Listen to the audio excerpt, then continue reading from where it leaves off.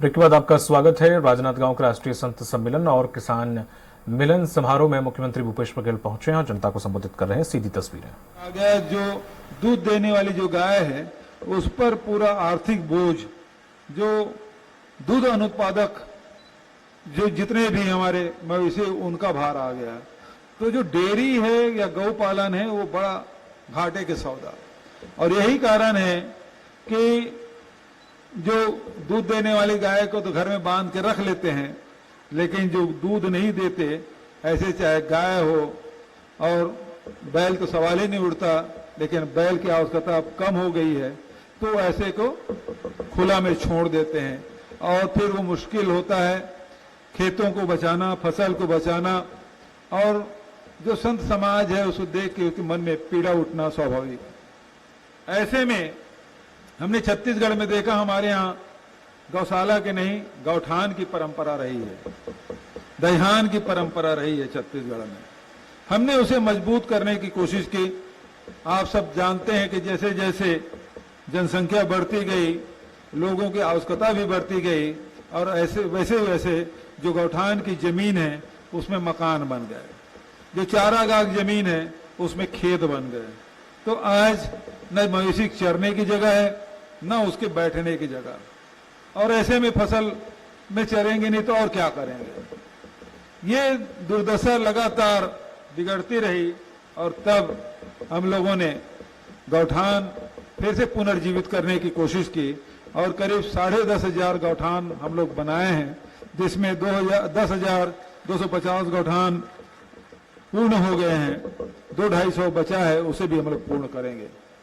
उसके माध्यम से कहीं 3 एकड़, कहीं 5 एकड़, कहीं 10 एकड़, कहीं 15 एकड़ तक की जमीन हमने आरक्षित की, और इस 10,500 गौठान में लगभग 1.5 लाख एकड़ जमीन हमने आरक्षित कर ली, बिना किसी लड़ाई झगड़े के, बिना किसी उसमें दंड के। पुलिस का कहीं प्रयोग नहीं हुआ, और गौ माता के नाम से 1.5 लाख एकड़ जमीन हमने पूरे प्रदेश में आरक्षित कर ली, चारा के लिए भी और गौठान के लिए। अब ये आर्थिक कैसे बने? हम सबकी आस्था गौ माता पे, लेकिन जब उसको पालना कठिन हो जाए तो फिर उसकी इज्जत नहीं रह जाती, और फिर पीड़ाएं वो संतों के मुख से, मुखारबिंद से वो फिर निकल पड़ता है।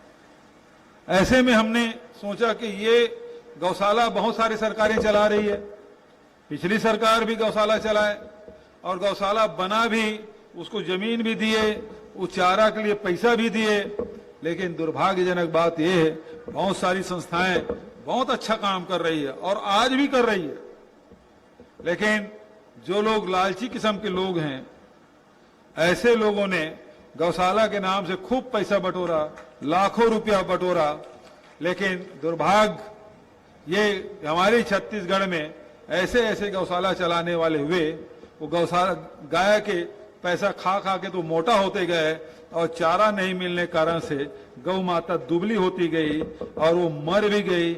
मरने के बाद उसकी चमड़ी, उसके हड्डी और उसके हथेलियां तक को बेच के पैसा बनाने का काम किया। ये बहुत पीड़ादायक है। इसलिए गौशाला में दूसरी बात और हो जाती है, आज यदि हम गौ माता को, बैल को यदि गौशाला में डाल दिए तो हमारा लगाव खत्म हो जाता है।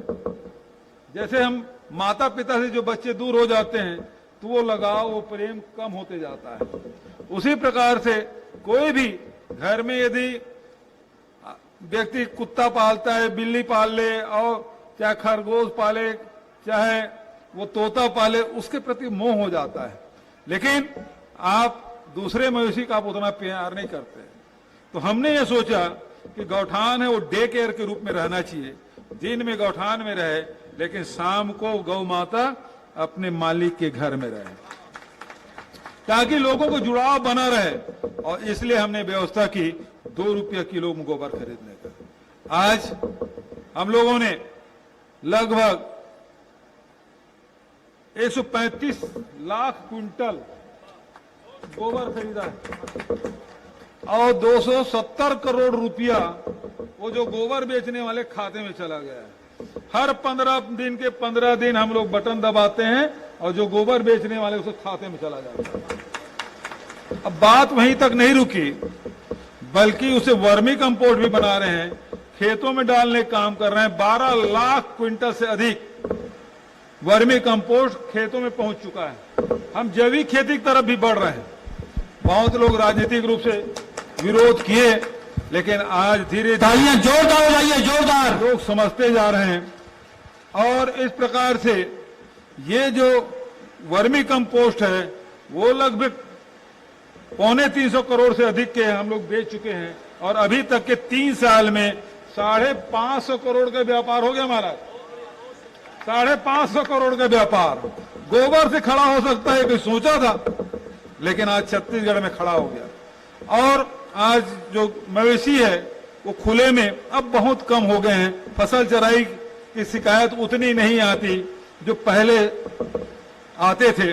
तो हम लोग इसको और मजबूत करने का काम, उसमें बाड़ी भी हम लोग लगा रहे हैं, उसमें मशरूम का उत्पादन भी हो रहा है, वहां सब्जी बाड़ी भी हो रहा है और वहां विभिन्न प्रकार के गतिविधि संचालित हो रहा है।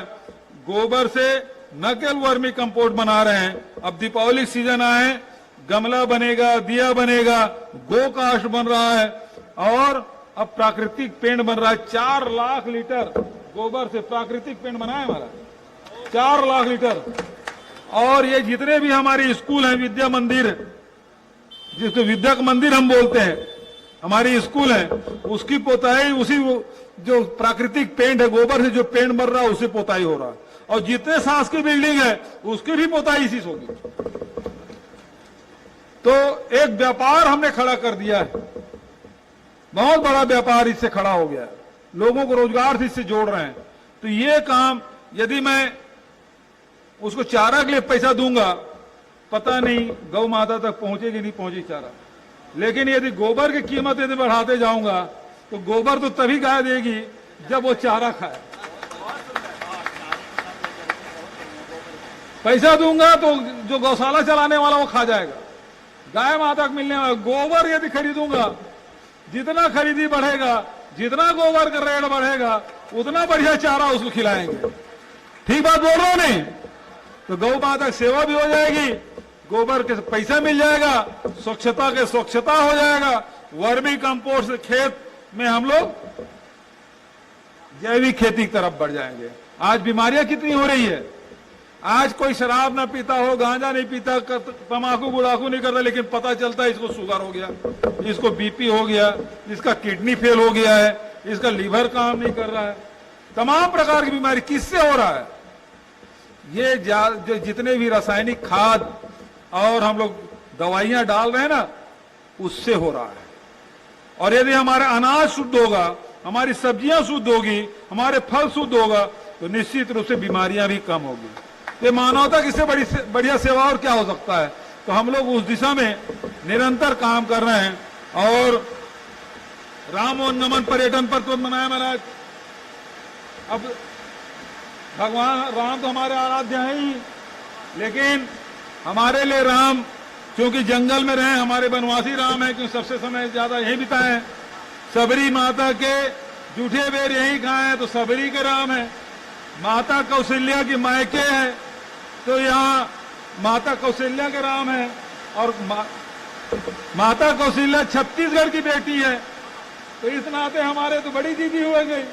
तो राम तो हमारे भांजा राम है, हम लोग तो भांजा राम के रूप में जानते हैं।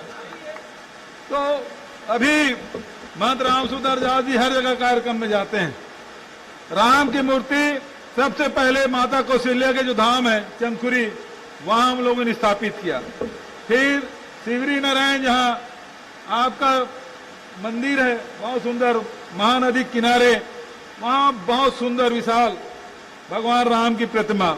उसके बाद राजिम, जिसे चित्रोत्पला गंगा के नाम से जानते हैं, हमारा सबसे बड़ा तीर्थ है राजिम, 3 नदियों का संगम है, वहां मूर्ति की स्थापना। उसके बाद चंपारण में, और अभी हर चौका जहां हम लोग गए थे, कोरिया जिला, जहां माता सीता की रक्षा